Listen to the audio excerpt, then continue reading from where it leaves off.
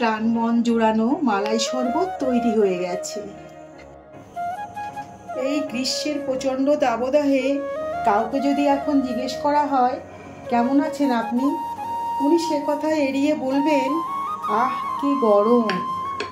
আবার যদি ওনাকে জিজ্ঞেস করি আপনি খাওয়া দাওয়া করছেন তো, উনি বলবেন আর খাওয়া দাওয়া।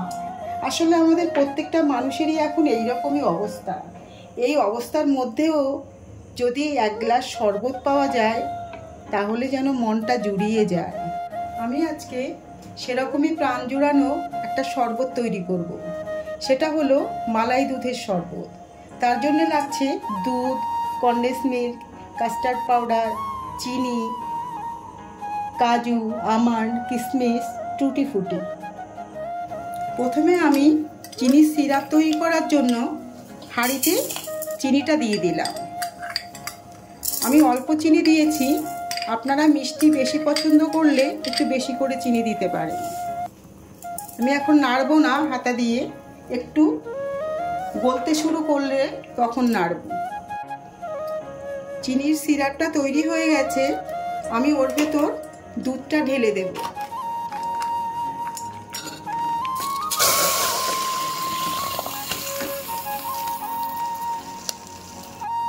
আমি এখান থেকে 2 চামচ দুধ তুলে রাখব।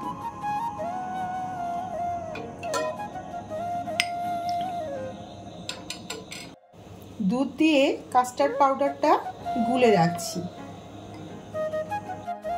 আমন্ডগুলো আমি ছোট ছোট করে কেটে নেব।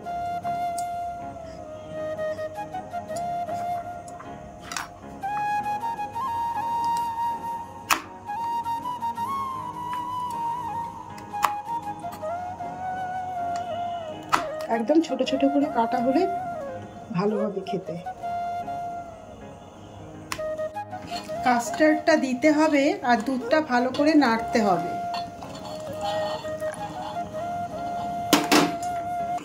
না হলে তলায় জমে যেতে পারে।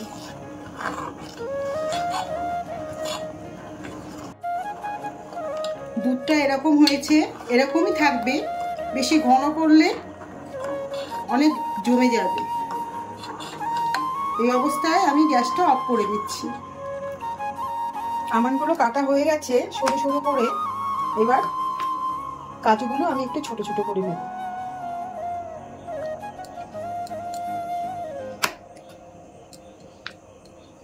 কিশমিশগুলো একটু সরু সরু করে কেটে নেব।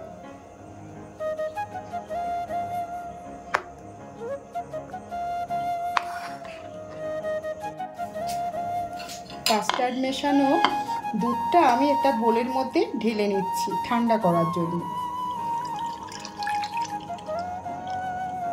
দুধটা কত ঘন হয়ে গেছে। আমরা খুব বেশি ঘন করিনি, বেশি ঘন করলে ভালো লাগবে না, আর এটা ফ্রিজে রাখলে অনেক বেশি ঘন হয়ে যাবে। এবার এর ভেতর আমি চিয়া সিডটা দেব।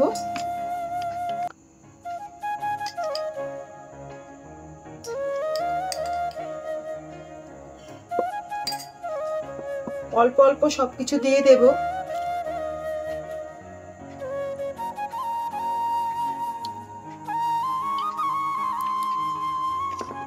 ভালো করে সব মিশিয়ে নেব।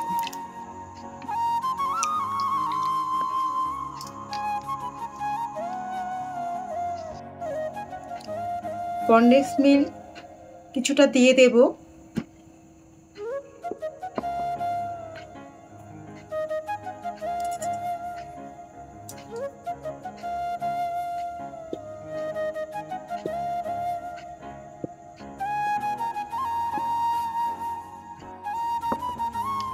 ভালো করে মিশিয়ে নেব।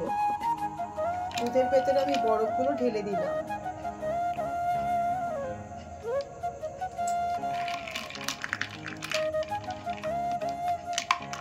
ঠান্ডা হলে খেতে খুব ভালো হবে। প্রাণ মন জুড়ানো মালাই শরবত তৈরি হয়ে গেছে। ভিডিওটা ভালো লাগলে লাইক, শেয়ার, সাবস্ক্রাইব করবে।